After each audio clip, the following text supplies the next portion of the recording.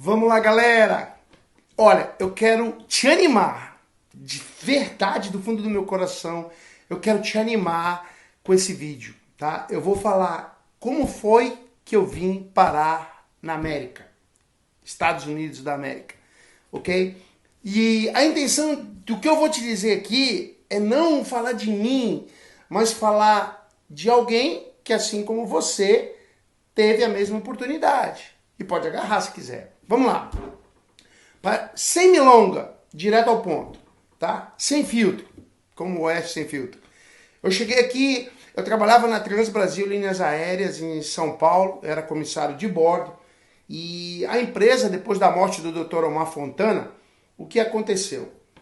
A empresa começou a entrar numa decadência, né? Da noite para o dia, a empresa fechou. Mas antes dela fechar, eles começaram a mandar pessoas embora. Tipo assim, ó, chegava no DO para apresentar, você se apresentava, assinava a folha de apresentação, mandava você para a chefia, te mandava embora, e você até hoje. Eu não sei, Lauro, por que eu fui mandado embora. Mas aí foi, às vezes a gente não entende os planos de Deus. Aconteceu que eu fui mandado embora, mas o que aconteceu? A minha prima que morava nos Estados Unidos falou: Lauro Sérgio, vem pra cá. Meu nome é Lauro Sérgio, né? Lauro Sérgio, vem pra cá. Eu falei: você tá doido? Eu não falo inglês. Mas você é muito extrovertido, você vai aprender, você vai se dar bem. E eu não tinha opção. Peguei o meu carro, deixei lá as coisas que eu tinha, deixei com a minha mãe tudo e peguei o avião e fui para os Estados Unidos porque eu tinha visto de comissário de bordo que eu via vindo para os Estados Unidos de vez em quando, porque eu não falava inglês, então eles me colocavam na tripulação muito esporadicamente. Cheguei nos Estados Unidos dia 25 de janeiro de 1997, no dia do aniversário de São Paulo.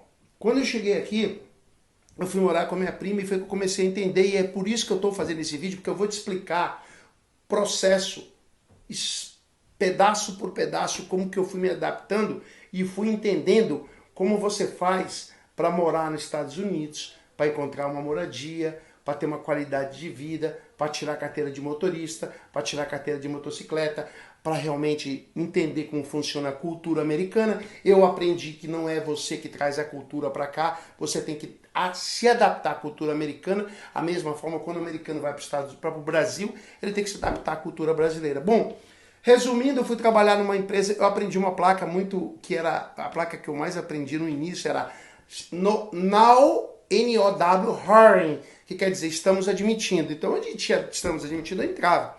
E eu fazia a aplicação, assim, eu sabia onde eu queria ir, botava o nome, e na hora da entrevista a mulher falava comigo, eu, yes. Ela falava, eu, yes. Eu só sabia falar yes e no, praticamente. Para ser sincero, meu inglês era bem pequeno. E eu fui trabalhar numa pizzaria, né? Uma pizzaria New York Pizza, lá em downtown, no centro da cidade de Atlanta.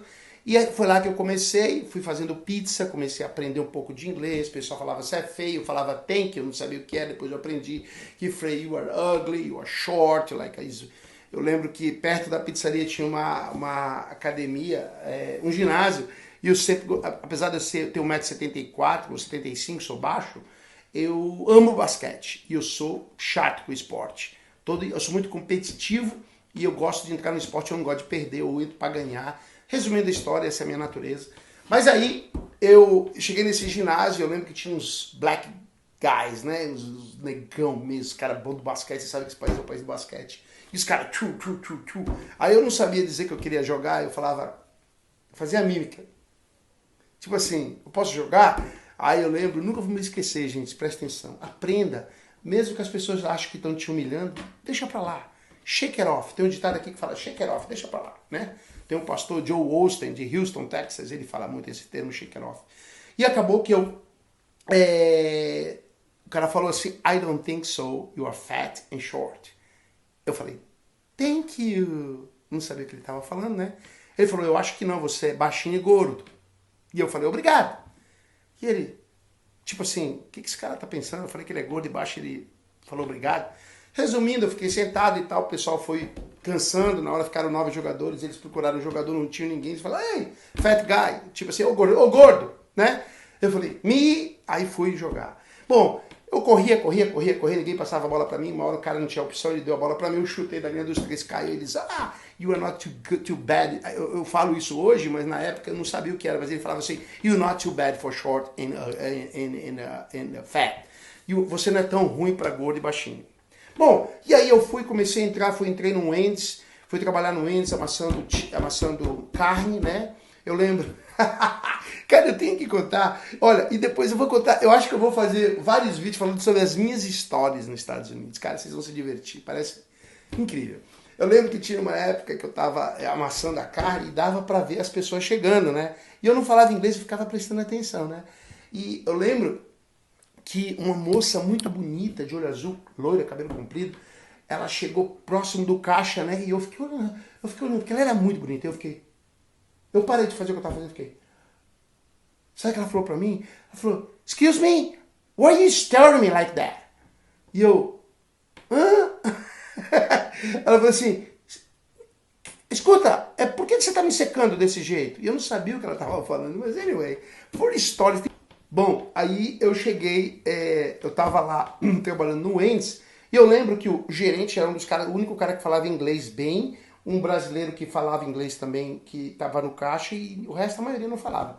E eu lembro que o cara ficava no drive-thru, thank you for choosing Wendy's, my name is Robert, how may I help you? Eu ficava pensando nisso aqui, o que esse cara tá falando? Aí eu fui aprendendo, de tanto ouvir, thank you for choosing Wendy's. Bom, um dia tocou o telefone, era o diretor querendo falar com ele teve que deixar e ficou tocando aquele bip do drive-thru, que é onde o pessoal compra do lado de fora com o carro, né?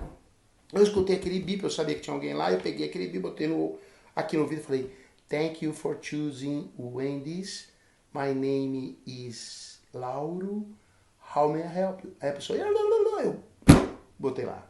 Gente, a partir daí eu comecei a ser ousado.